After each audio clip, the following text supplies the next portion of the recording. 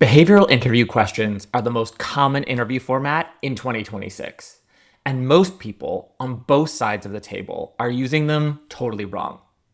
Candidates rehearse generic star answers. Interviewers ask the questions but don't know what to listen for. The result is a conversation that feels structured but tells you almost nothing. Here are 10 behavioral interview questions that actually reveal something, and we've grouped them by what they measure, with a quick take on what a strong answer looks like versus a red flag. All right, for group number one, we've got problem-solving type questions. Think of things like, tell me about a time you had to solve a problem with incomplete information. And here's what it actually measures: how someone operates under ambiguity. Do they freeze or do they make a decision with what they have? In a strong answer, you're going to find someone who describes a specific situation, explains what information was missing, walks through the reasoning for the decision they made, and owns the outcome, whether it's good or bad.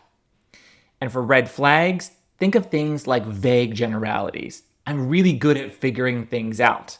No situation, no specifics, and no outcome. Question 2. Describe a project that didn't go as planned and what happened. What it measures is self-awareness and accountability. Everyone has failures. What matters is whether they take ownership or they deflect. In a really strong answer, people will name what went wrong. They explain their role in it and describe what they changed afterwards. And for a red flag, look for blame. The team didn't execute, or management changed priorities with no personal ownership. Next up, group 2, teamwork and collaboration. First question is, tell me about a time you disagreed with a coworker, and how did you handle it? What it measures is conflict resolution and interpersonal maturity. Can they disagree without burning bridges? In a strong answer, you're going to find folks who describe the disagreement specifically. They explain how they approach the conversation, and they focus on the resolution. Bonus if they acknowledge the other person had a valid perspective. And for red flag, you're going to look for answers that make it clear they won the argument. Winning isn't the point. For group 3, we've got leadership and initiative. Tell me about a time you took lead on something without being asked.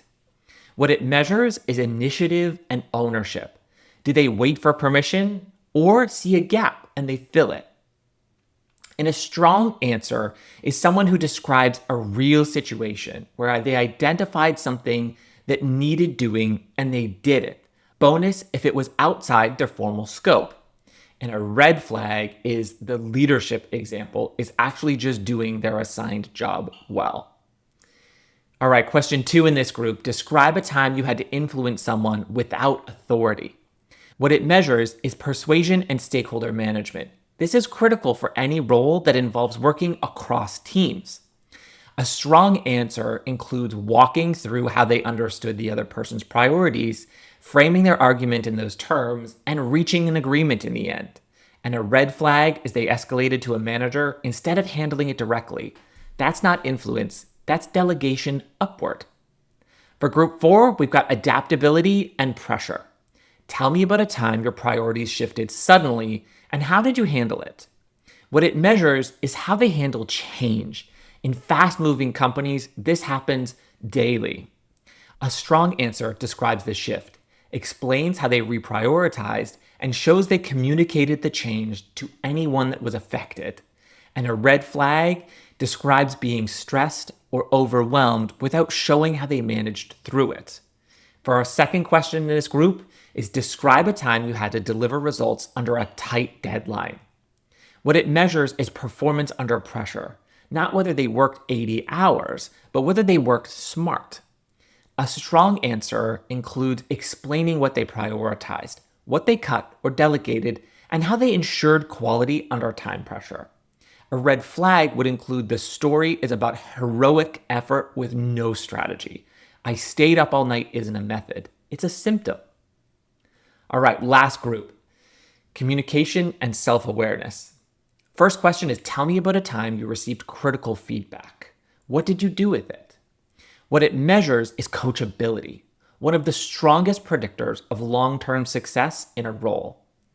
A really strong answer describes the feedback, acknowledges it was valid, or explains why they disagreed respectfully, and shows what they changed as a result. A red flag is they can't think of an example. Everyone has received critical feedback. If they can't name one, they either don't receive it well or they don't reflect on it. The last question up is, what's a skill you've been actively working on or improving? What it means is a growth mindset and self-awareness. Are they honest about their gaps? In a strong answer, people name something specific and describe what they're doing about it. Not a disguised strength, like I work too hard, but something real. A red flag here would be giving a weakness that's actually a strength, or saying something like, nothing, I'm pretty solid. Neither of those is very credible. All right, there we have it. 10 questions, 5 categories. The questions are useful, but they're not the hard part. The hard part is knowing what you're listening for before you start asking. Without that, behavioral interviews are just structured conversations that feel productive but don't predict anything. If you want to see how AI can help to evaluate behavioral interview questions against specific criteria, the link to Truffle is in the description. And in our next video, we'll tell you the difference between a rehearsed answer and a genuine one. Thanks for watching.